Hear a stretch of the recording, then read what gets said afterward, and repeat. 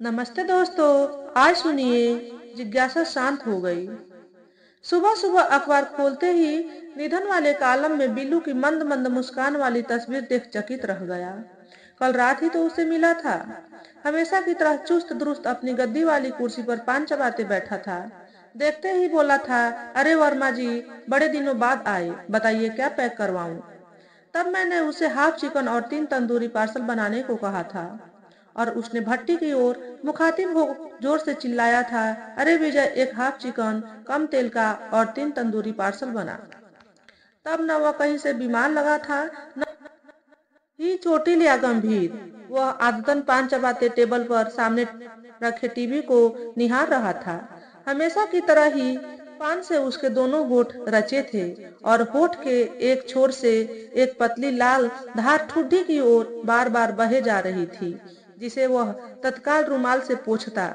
मेरी भी बरसों से आदत थी झांक कर एक बार टीवी जरूर देखता कि वो क्या देख रहा है। कल रात तब वह कोई स्पोर्ट्स चैनल में क्रिकेट देख रहा था, शायद लाइव चल रहा था। मैंने तत्काल अपनी आंखें फेर ली थी। क्रिकेट से तो मुझे जन्मजात एलर्जी रही है। चिकन के बनते तक उससे वही दो टूक बातें हुई जो सालों से करता आ रहा था। मैंने पूछा, क्या चल रहा है आजकल बिल्लू, सब ठीक तो है?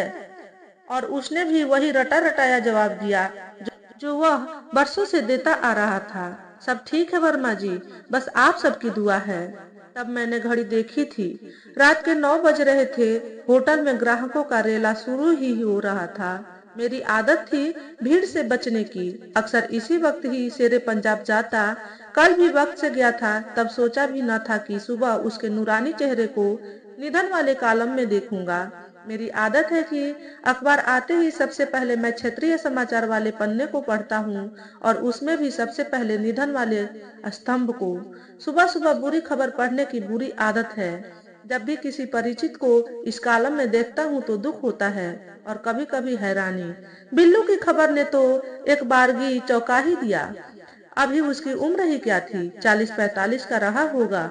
सरल स्वस्थ तंदुरुस्त और मजबूत कदकाठी वाले आदमी का यूं एकाएक चले जाना समझ ही नहीं आया। मृदुभाषी था, इसलिए कोई उसके लिए पराया नहीं होता, सबको वो अपना बना लेता था। वैसे तो लिखा है कि हृदयघात से निधन हुआ, पर लगता नहीं कि ऐसा हुआ होगा। न कभी उसे आज तक कराहते देखा, न कभी हॉस्पिटल जाते, इसलिए विश्वास नहीं होता। मेरा उससे परिचय कब और कैसे हुआ ठीक से याद नहीं, पर विगत कई सालों से उसका ग्राहक रहा। पूरे शहर में वैसे तो सैकड़ों होटल और रेस्टोरेंट हैं, पर शेरे पंजाब का जवाब नहीं। यहाँ का मसालेदार चिकन, मटन, मछली, बिरयानी, भुर्जी, कबाब आदि पूरे शहर में मशहूर है। ईश्वर जाने मसाले में क्या क्या नपी तुली चीज डालते हैं कि तरी तो चाटने की लायक होती है। कई सालों से यहाँ के डिश खा रहा हूँ, पर स्वाद हमेशा एक सा और स्वादिष्ट है। ये इसकी खासियत है। शेफ तो वक्त के साथ बदलते रहे, पर स्वाद कभी नहीं बदला। मुझे तो इसके अलावा किसी अन्य होटल की डिश अच्छी नहीं लगी, इसलिए जब भी नॉनवेज खाने का मूड होता यहीं आता और हमेशा पार्सल पधवा कर घर में ही आराम से स्वाद ले लेकर के खाता। होटल में बैठकर खाना कभी रुचिकर नहीं लगा। शोर शराबे के बीच खाना मुझे पसंद नहीं था। ऊपर से वहाँ दारू की अजीब सी गंध, ओफ, इनके यहाँ दारू भी सर्व होती थी, इसलिए कभी बैठकर नहीं खाया। बिल्लू का यूं एकाएक चले जाना मुझे शोकमग्न और हैरान कर गया। ऐसी ही हैरानी एक बार तब हुई थी जब बिल्लू का बाप गुजरा था। बरसों पहले बिल्लू की गद्दी पर उसका बाप सुच्चा सी बैठा करता था, एकदम ही चुस्त दुरुस्त, सज्जन, सहृदय, चौड़े सीने वाला, 6 फुटिया गठीला गबरू जवान। हमेशा ही वह सफेद पगड़ी पहनता, सफेद कुर्ता और सफेद पजामा। उसके चेहरे से ओज टपकता था। तब बिल्लू बहुत छोटा था और बहुत ही कम गद्दी पर बैठा करता। मैं तब भी यदा कदा बड़े भैया के लिए चिकन लेने शेरे पंजाब जाया करता। तब बिल्लू से परिचय नहीं था, न ही उसके बाप से। सुच्चा सी का व्यवहार बड़ा ही सौम्य था, इसलिए वो अच्छे लगते। उन दिनों कई बार दोस्तों के साथ रात के 12 बजे के बाद भी होटल गया तो हमेशा उसे आबाद ही पाया। भगवान जाने ग्राहकों की भीड़ कब छटती थी और जाने कब वो दुकान बढ़ाते थे। 2-2 बजे रात तक चलते तो मैंने खुद देखा है। उन दिनों अक्सर रात को पार्सल लेने जाता तो मेरी आंखें फटी की फटी रह जाती।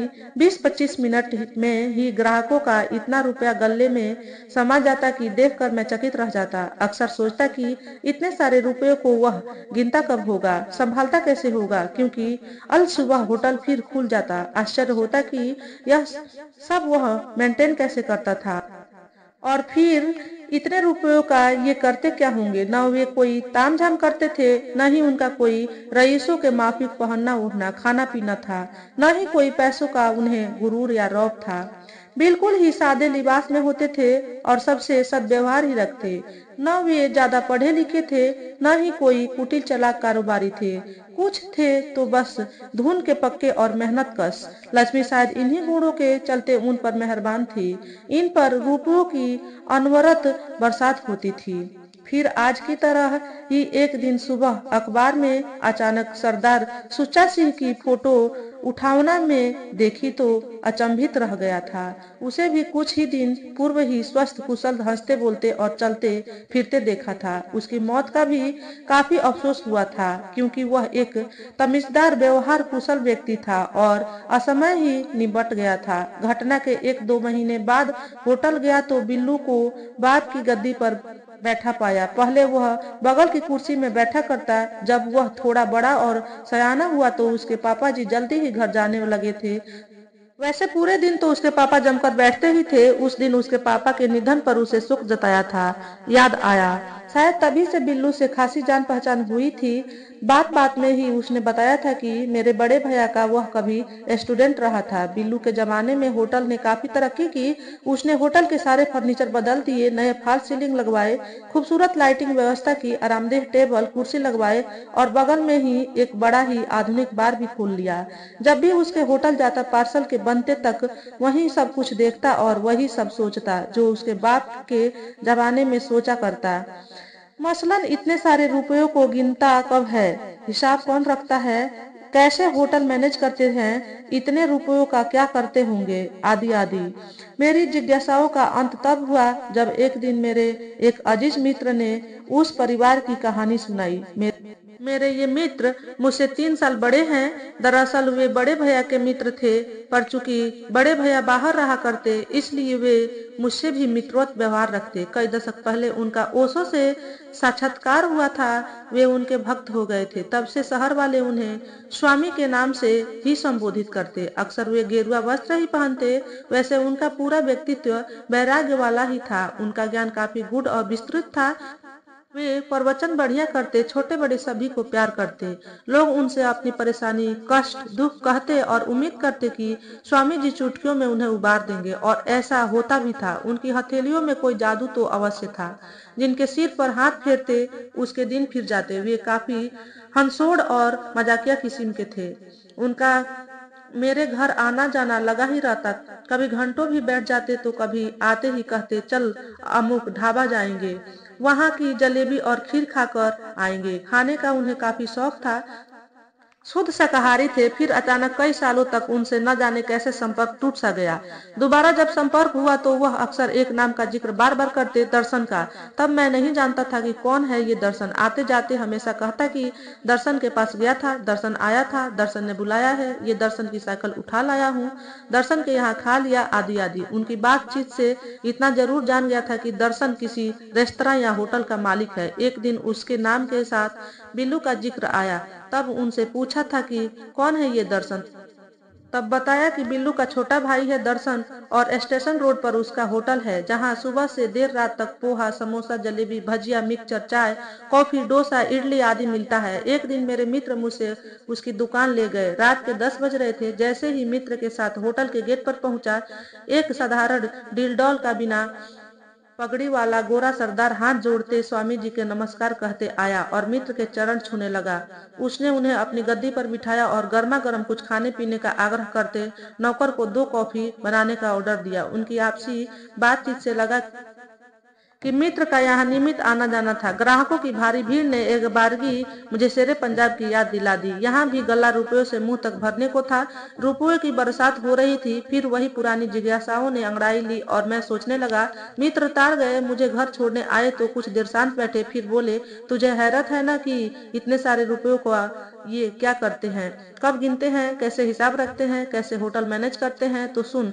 एक बार बातों ही बातों में दर्शन ने एक रोचक घटना का जिक्र किया था और जो बात उसने मुझे बताई वो आज मैं तुम्हें बताता हूँ। इनका पूरा परिवार शुरू से अच्छे संस्कारों से बंधा रहा है।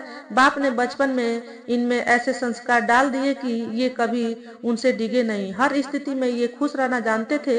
एक जमाने में ये बड़े ही विपन्न हुआ करते थे। मेहनत मजदूरी कर आज इस मुकाम पर पहुंचे हैं। धन धान्य से भरपूर है। उनके पापा अक्सर रात 9 बजे ही होटल से घर चले जाते और वो दोनों भाई रात लगभग 1-1:30 बजे ही घर पहुंचते थे। अक्सर बिल्लू बाद में आता, दर्शन ही पहले दुकान बढ़ाकर पहुंचता। आते ही रुपयों की सारी गड्डियों को दुकान में वे पहले से बनाकर रखे होते पापा को थमाते।